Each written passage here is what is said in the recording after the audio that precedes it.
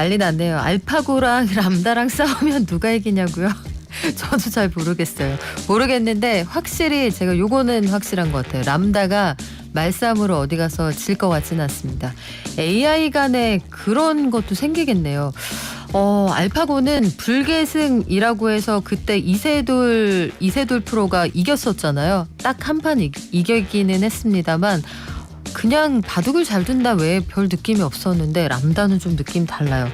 자, 느낌이 다른 시장은 하나 더 있습니다. 올해 한국 미술시장 굉장히 뜨거웠고요. 작년부터도 이미 이런 조짐이 많이 나타났다고 하는데 올해 우리나라 미술시장 규모가 1조 원에 이를 거다 이런 전망이 있어요. 오늘 예술발전소에서는 비드피스의 이정우 대표와 함께 올해 상반기 미술시장 정리해보고요. 하반기에는 어떤 키워드가 있을지 함께 예상해 볼게요. 안녕하세요. 안녕하세요. 자, 요즘 한국 미술시장의 성장세가 놀랍다 이런 평가가 많습니다. 상반기 우리 시장 규모가 어느 정도로 확장이 됐습니까? 올해 상반기 우선 한국 미술시장 정보 시스템에 따르면요. 상반기 미술시장 규모가 5,329억 원을 달성했다고 합니다. 그런데 작년에 전체 상반기 하반기 합친 미술시장 규모가 9,100억 원대였거든요. 그래서 상반기에 58% 수준까지 이미 달성이 됐다라고 수치적으로 확인을 할 수가 있어요. 그래서 이제 그렇구나, 수치가 많이 좋게 나왔구나라고 할 수도 있기는 한데 이게 미술시장에서는 굉장히 의미가 있는 수치인 게 우리나라 미술시장이 거의 항상 3천억 원대 정도 규모였었거든요. 근데 작년에 9천억 원을 넘기고 올해 상반기에 작년 상반기 시장 절반 수치 이상을 내면서 1조를 바라본다라는 얘기가 많이 나오고 있는 겁니다. 그런데 생각해보면 작년에는 그래요. 자선시장에 불이 붙었었단 말이죠. 그래서 돈을 좀 벌었다 하는 분들도 계셨는데 올해는 경제 상황이 작년 같지 않단 말이에요. 그런데도 미술시장으로 돈이 많이 흘러갔다. 어떤 특징이 있었나요? 이번 상반기 미술시장 특징을 좀 살펴보면 경매 시장 같은 경우에는 그 시장 상황을 조금 선반영해서 약간 상황이 안 좋았고요. 아트페어 같은 경우에는 그것과 전혀 아무런 상관이 없다는 듯이 폭발적인 매출을 좀 냈습니다. 우선 경매부터 조금 살펴보면 경매 매출을 볼 때 크게 세 가지 정도의 수치를 봐요. 출품된 작품 수, 그리고 그 출품된 작품 중에 낙찰된 비율, 그리고 총 매출을 봅니다. 그런데 올해 상반기하고 작년 상반기를 비교하면 총 매출하고 낙찰률은 비슷한 수준인데 그 출품된 작품 수가 줄어들었어요. 1,000점 정도가 덜 나왔거든요, 작년보다. 근데 이 말뜻은 작년보다 팔린 작품들 가격이 더 높아졌다라는 뜻입니다.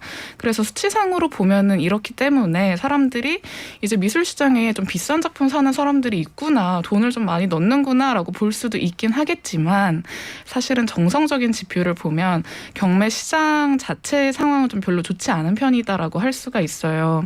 최근에 5월 달이라든지 6월 달에 서울옥션이나 K옥션 같은 우리나라 메이저 경매 회사들 메인 경매에 나온 고가 작품들이 대부분 유찰이 됐습니다. 일례로 서울옥션에서 이번 6월 달에 진행한 경매에 니콜라스 파티라고 하는 작가 작품이 메인 그림으로 나왔거든요.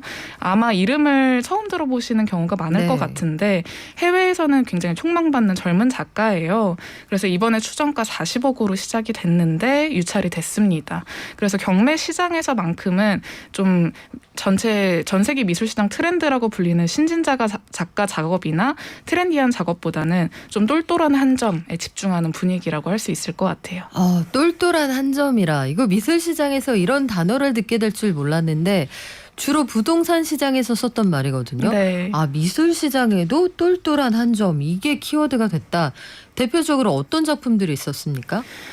똘똘한 한 점 작가들은 그동안 한국 미술시장에서 좀 블루칩이었던 작가들이 계속 똘똘한 한 점으로 좀 여겨지고 있어요. 일례로 이호환 작가라든지 쿠사마 야요이나 박서보 작가, 아마 니콜라스 파티보다는 더 많이 들어보셨을 이름일 것 같습니다.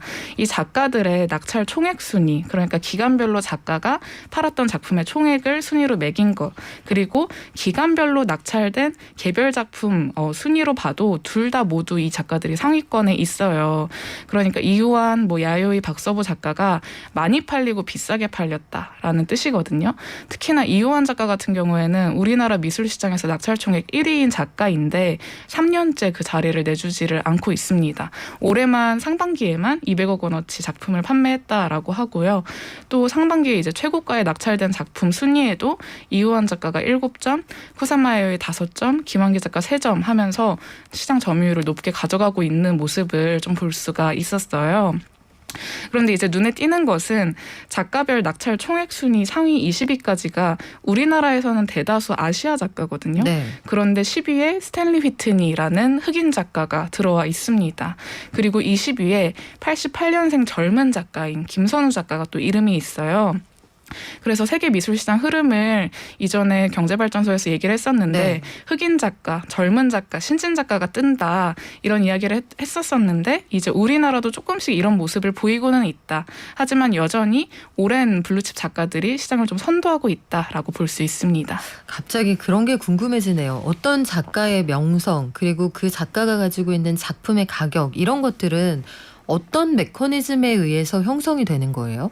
시장 참여자들의 의견에 따라서 좀 형성이 되죠. 아무래도 뭐 권위 있는 미술관에서 그 작가 작품을 사고 있다라든지 혹은 뭐 이건희 컬렉션 같은 명망 있는 컬렉터가 작품을 가지고 있다라고 하면 가격이 좀 빠르게 올라가거나 작가의 가치가 조금 더 있다라고 시장 분위기가 형성이 많이 되는 것 같아요. 시장에서 그 빅마우스 가운데 누가 그 작품에 관심을 가지고 있느냐 이게 큰 영향을 미치는군요. 그래요. 경매 시장하고 달리 아트페어에서는 굉장히 또 활기가 넘쳤다. 이게 총평이었는데 어디에서 어떤 반응들이 있었는지 궁금합니다. 우선 아트페어 전체 좀 규모를 살펴보면 작년 동안에는 1,543억 원의 규모가 추산이 됐거든요. 그런데 올해는 상반기 규모만 1,429억 원입니다. 작년 상반기 대비 165.6% 증가했다라고 해요. 이게 좀 젊은 컬렉터들, 30대, 40대 컬렉터들이 시장에 진입하면서 경매 시장보다는 조금 더 저렴하고 그리고 좀 더 신진 작가 비율이 높은 아트페어로 많이 사람들이 쏠리는 걸 볼 수가 있을 것 같은데요. 이런 흐름을 이끈 거는 상반기에는 화랑미술제 그리고 아트부산이 있습니다. 화랑미술제 같은 경우에는 올해 나흘 동안 진행이 됐는데 총 판매액이 177억 원대. 근데 작년이 72억 원대라고 해요. 그러니까 한 해 만에 2.5배 정도 커졌다라고 볼 수가 있고 아트부산은 좀 더 규모가 큽니다. 부산에서 마찬가지로 나흘 동안 진행이 됐는데 총 매출이 760억 원대. 근데 작년에는 350억 원대라고 해요. 그러니까 2배 이상 한 해 만에 커진 거죠. 그런데 좀 지켜볼 만한 것은 이 아트페어들이 엄청난 눈에 띄는 성과들을 냈지만 진짜가 이제 하반기에 온다라는 거예요. 하반기에 대형 아트페어가 예정이 되어 있거든요. 저희가 최근에도 짧게 언급을 했었는데 우리나라에서 제일 큰 아트페어인 키아프가 전 세계 3대 아트페어인 프리즈와 손잡고 9월 달에 개최가 됩니다. 그래서 올해 2022년에 미술시장을 좀 이끌 가장 강력한 시장은 아트페어가 아닐까 이렇게 좀 시선이 모아지고 있습니다. 하나의 분위기를 형성을 하는군요. 코로나19 이후에 그 새로운 변화상이기도 할 것 같은데 상반기에 아트페어를 선도했던 작품들은 어떤 게 있나요? 경매 시장하고 비슷한 흐름이기는 한데 조금 더 말씀드린 것처럼 젊은 컬렉터들이 몰리다 보니까 신진 작가나 해외 작가에 좀 더 집중하는 모습이에요. 우리나라 작가들 같은 경우에는 대표적인 작가가 김희수 작가 좀 들 수 있을 것 같습니다. 84년생인데 BTS RM이 찍은 작가다라는 이름으로 좀 많이 유명해졌어요. 맞아요. 네, 포스트 박수근이라고 불리고 좀 두꺼운 선으로 초상화를 그려내는 게 특징인데 아트부산에서 작품이 오픈된 지 2시간 만에 121점이 완판이 됐습니다. 그리고 이 외에도 엄유정 작가가 좀 많이 언급이 됐는데요. 이전에 가수 장기하 씨 그리고 소설가 김영하 작가의 색표지 디자인에 엄유정 작가 그림이 실리면서 좀 화제가 됐었고요.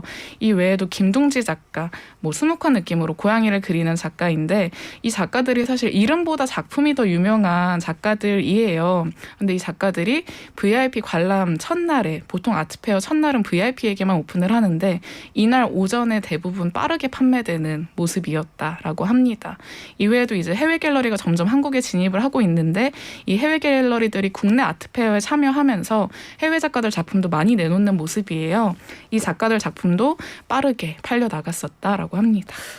연예인들이 가지고 있는 그 어떤 사회적 기능 중에 하나가 언더에 있는 문화예술인들을 발굴하는 기능이 분명히 있는 것 같아요. 네. 최근에 보면 그 아마 많이 알려진 그 밴드는 아닌데 썰이라는 밴드가 노래가 좋다라고 RMC하고 IUC가 본인들 SNS에서 언급을 해서 또 그 밴드가 굉장히 각광을 받고 있거든요. 이런 방식으로 재능을 나눈다 이런 생각도 들고 상반기를 결산을 해봤는데 이런 분위기가 하반기에도 이어질까요? 네, 아마 하반기에도 이어질 걸로 보입니다. 너무나 큰 아트페어인 프리즈가 진행될 예정이기 때문인데요. 9월 2일부터 5일까지 진행될 예정인데 프리즈 짧게 소개해드리면 매년 10월 달에 영국 런던에서 진행되는 아트페어예요. 20년 정도 역사가 있고 이 프리즈 같은 경우에는 한 번 개최가 되면 나흘 정도 진행이 되는데 런던에서 진행되는 행사는 매년 1조 정도의 매출을 낸다고 합니다. 우리나라 미술시장이 이제 전체 규모가 1조를 바라보고 있는 상황이라서 이 아트페어가 한국에 들어왔을 때 네. 내게 될 성과에 대해서 많이 주목이 되고 있고 또 키아프라는 국내 최대 아트페어랑 함께하는 만큼 하반기에 더 큰 성과가 상반기보다 큰 성과가 나올 수 있지 않을까라는 시선이 좀 모이고 있습니다. 그러면 여기까지 상황을 종합해 보니까 올해 전체 국내 미술시장 1조 원 달성하는 게 그게 어려워 보이진 않는데요. 네, 어려워 보이지는 않고 달성할 수 있을 것 같은데 이 흐름이 내년이나 후년까지 이어지느냐가 이제 앞으로의 관건이 될 것 같아요. 경매 시장도 유찰이 많이 되고 있고 좀 기존 구매자들 같은 경우에는 사기보다 팔기를 많이 하고 있어서 네. 좀 염려 섞이게 보는 시선도 분명히 있습니다. 네, 그리고 무엇보다 경기 상황도 좀 영향을 미치게 되겠죠. 앞으로 하반기의 경제 상황하고도 밀접하게 흘러갈 것 같습니다. 지금까지 비드피스의 이정우 대표였습니다. 고맙습니다. 감사합니다.